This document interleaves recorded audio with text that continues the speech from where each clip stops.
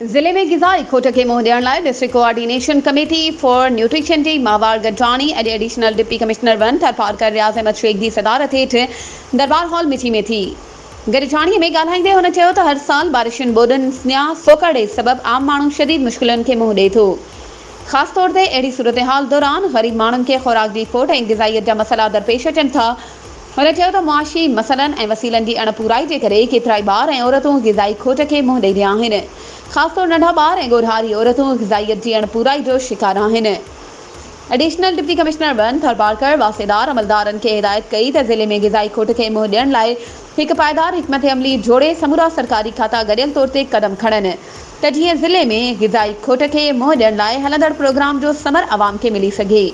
गॾजाणीअ में समूरनि सरकारी खातनि जे अमलदारनि समेत गैर सरकारी तंज़ीमुनि जे नुमाइंदनि पंहिंजी कारकर्दगी बाबति तफ़सीली ब्रीफिंग पेश कई।